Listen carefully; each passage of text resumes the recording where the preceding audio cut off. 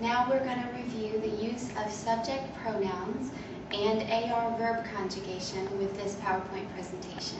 And again, subject pronouns are the small words that substitute for the pronoun, as is seen here. Compare the two sentences. Jorge es mexicano. Jorge is the subject. Él es mexicano.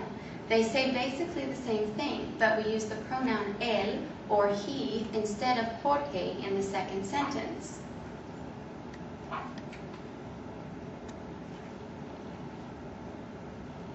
A pronoun is a smaller word that replaces a noun. For Jorge, we used the pronoun él or he. We have all of these examples in English. I, you, he, she, it, we, they. The use of these pronouns helps us from being redundant, from saying the name of the subject over and over again. It makes the sentence flow more easily and quickly.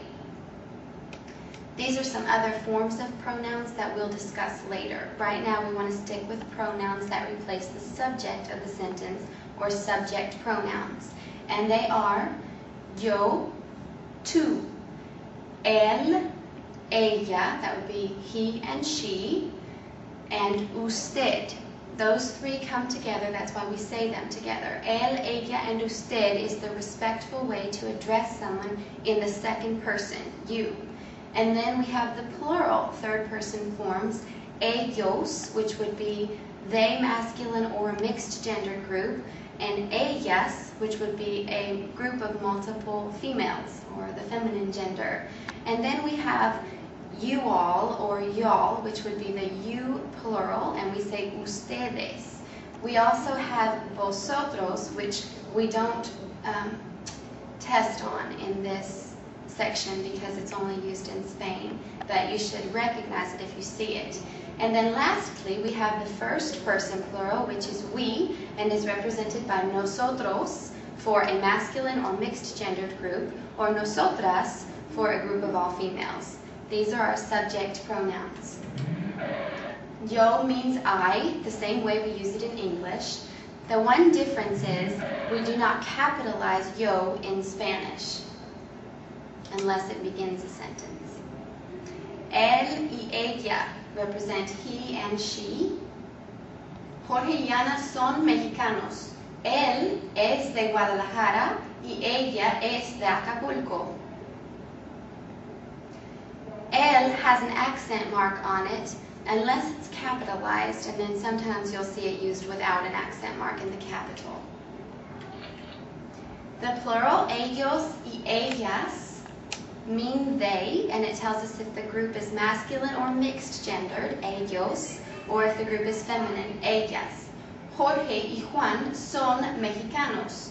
Ellos son de Guadalajara. Ana y Gloria son mexicanas. Ellas son de Acapulco. There is an example of a mixed gendered group. Jorge y Ana son mexicanos. Ellos son estudiantes en la universidad. Ahora nosotros y nosotras. The same as we use we in English. Nosotros represents a mixed gendered or masculine group, and nosotras feminine. Mi hermano y yo somos de Argentina. Nosotros vivimos en Buenos Aires. And Juana says, mi hermana y yo somos de Bolivia. Nosotros vivimos en La Paz. Same as before, I used the masculine form for a mixed gendered group. One special thing that we talked about in the study of subject pronouns is the fact that there are two ways to address someone in the second person. In English, we have only one. We say you, no matter who we're talking to.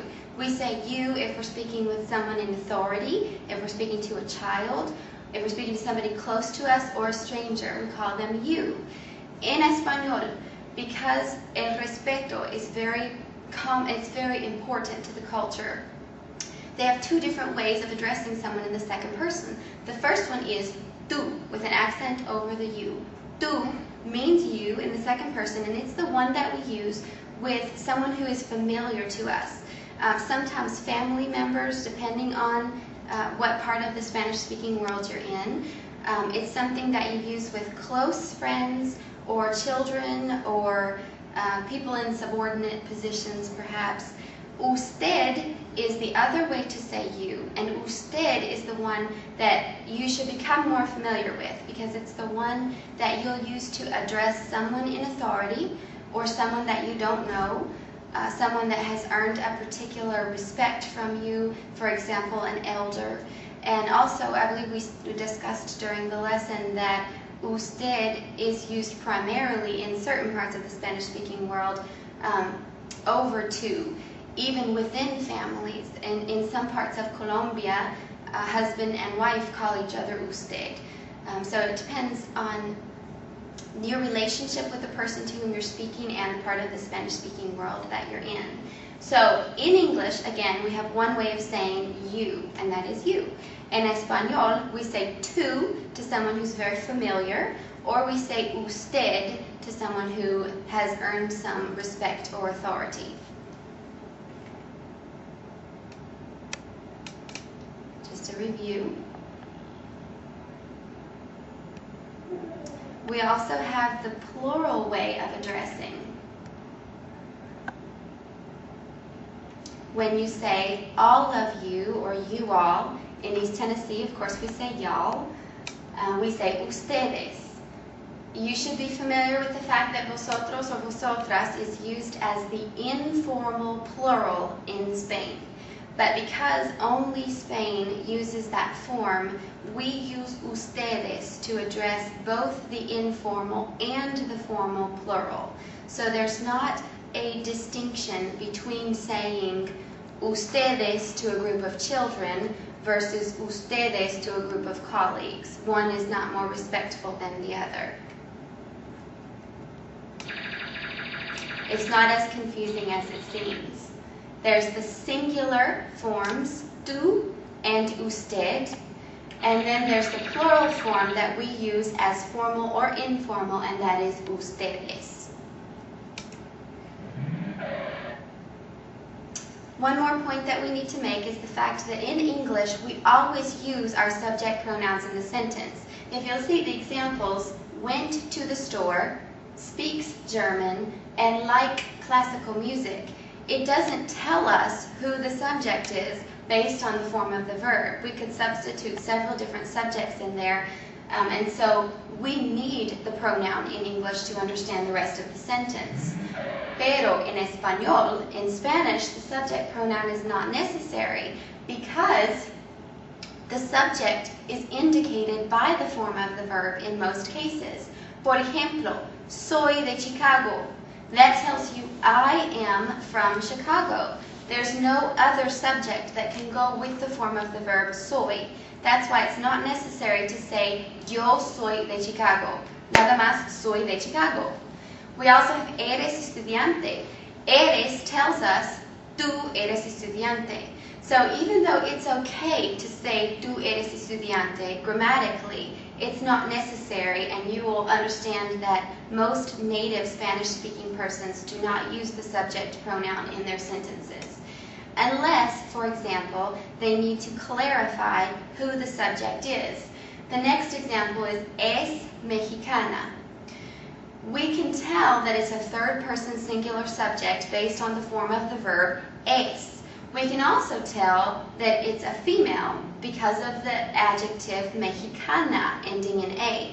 But unless we've set up enough context for this sentence, we may not know exactly who that is. So we may need to clarify using either a subject or a subject pronoun. I could say, Julia es mexicana, or ella es mexicana.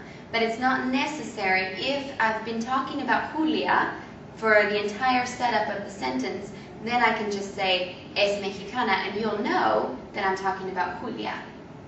The next one, somos atletas, again indicates that the subject is nosotras, and son hermanos indicates that the subject is plural third person, they. So the point is that the verb, the form of the verb, tells us enough about the subject that we do not have to use the subject pronoun in the sentence. Most native speakers don't. Aquí hay algunos ejemplos. Yo estudio español. No es necesario decir yo, nada más estudio español. Tú eres estudiante. No es necesario decir tú, nada más eres estudiante. Y sabemos nosotros que dices tú. Juan es mi amigo. Es de Chile. No se necesita decir él es de Chile porque hablamos de Juan y sabemos que Juan es de Chile. Marta es muy inteligente. Estudia física y química. No es necesario decir ella estudia porque sabemos que hablamos de Marta. Mis hermanos y yo somos atletas. Jugamos al voleibol y al fútbol. No es necesario decir nosotros porque ya dijimos mis hermanos y yo. Por eso sabemos que el sujeto es nosotros. Mis hermanos juegan al béisbol también. Ellos son muy atléticos. No es necesario decir ellos. Puedo decir nada más son muy atléticos. ¿Entienden?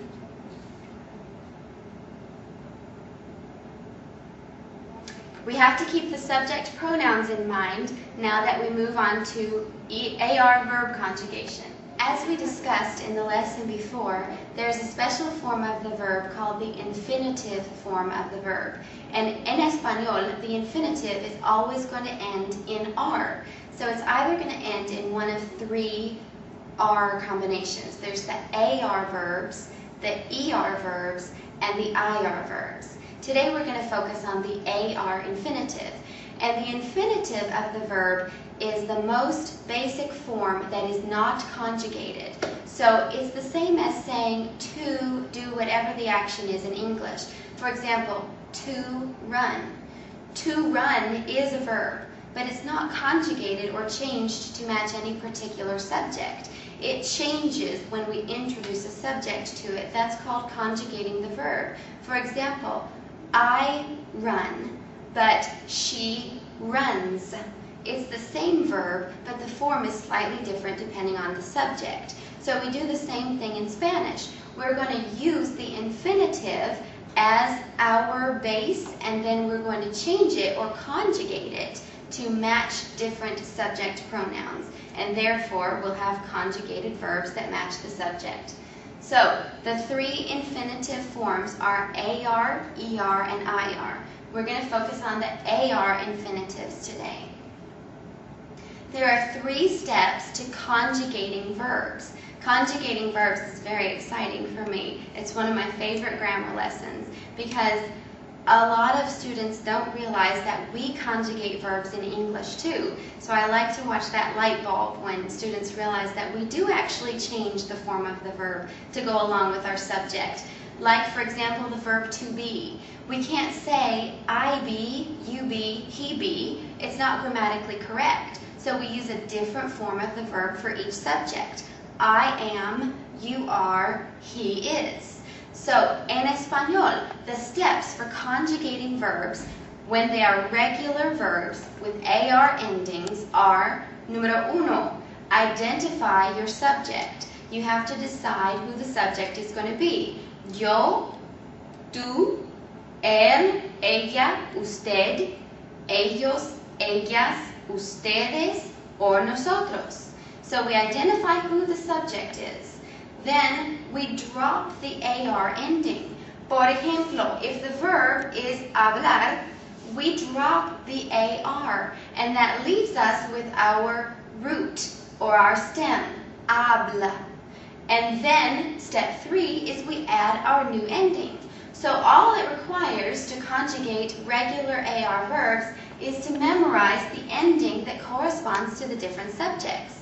Because all you do is add the appropriate ending after you drop the AR, depending on the subject. So if you'll see the example below, we've identified our subject as yo.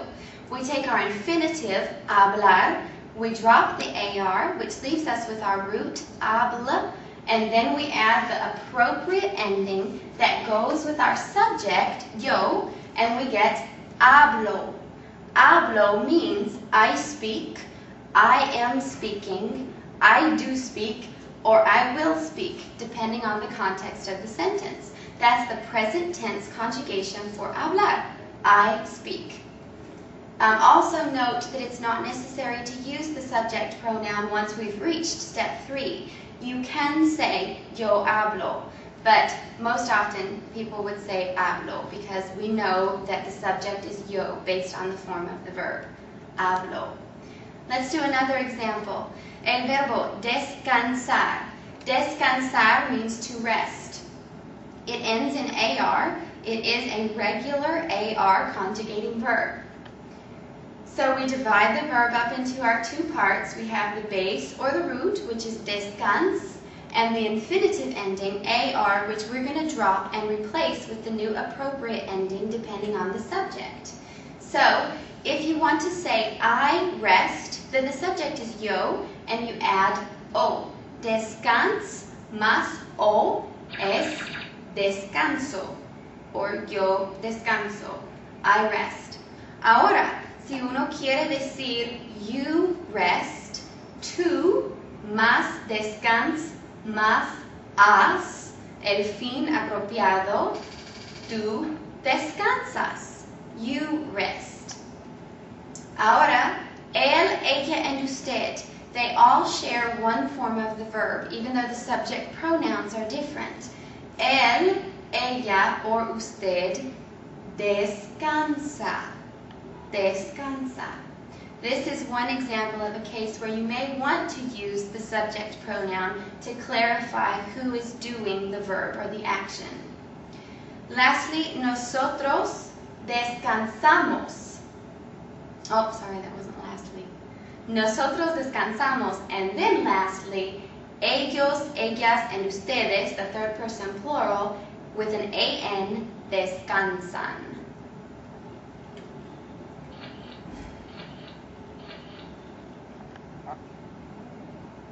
So vamos a repasar los fines. Yo, o, tú, has, él, a, ella, a, usted, a. Comparten el mismo fin. Nosotros amos, ellos and ellas han, and ustedes han. Third person plural. Hablar. Vamos a practicar. Hablar. Look at our infinitive hablar and conjugate it based on the subject. Yo, tú, él, nosotros, ellos. How'd you do? Did you get yo hablo? Tú hablas, él habla, nosotros hablamos, and ellos hablan. Muy bien. Ahora, comprar. Comprar quiere decir to buy. En la forma yo compro. Tú compras. Ella compra. Nosotros compramos, and ellas compran.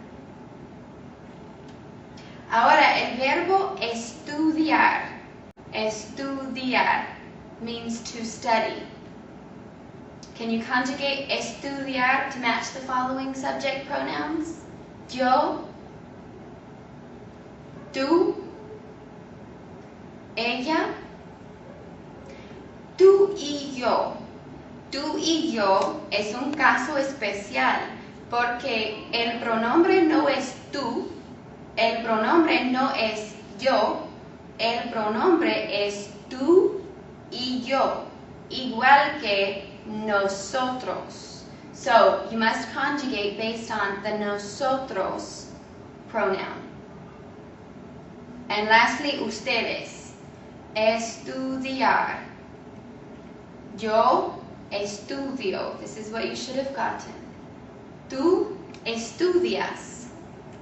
Ella estudia. Tú y yo estudiamos. See how we use nosotros as the subject? Ustedes estudian. Did you remember to keep the I? Because we only dropped the AR at the end. Muy bien. Aquí están los verbos de la lista de vocabulario en su libro de texto. Se encuentran en la página 40. Los verbos que aprendimos: bailar, buscar, cantar, comprar, desear, enseñar, escuchar, trabajar, estudiar, hablar, necesitar, pagar, practicar, regresar, tocar, and tomar. All of these AR infinitives conjugate the same way. Un repaso breve, brief review, 3 steps to conjugate regular AR infinitives. Número 1, identify the sujeto or the subject. Número 2, drop the AR ending.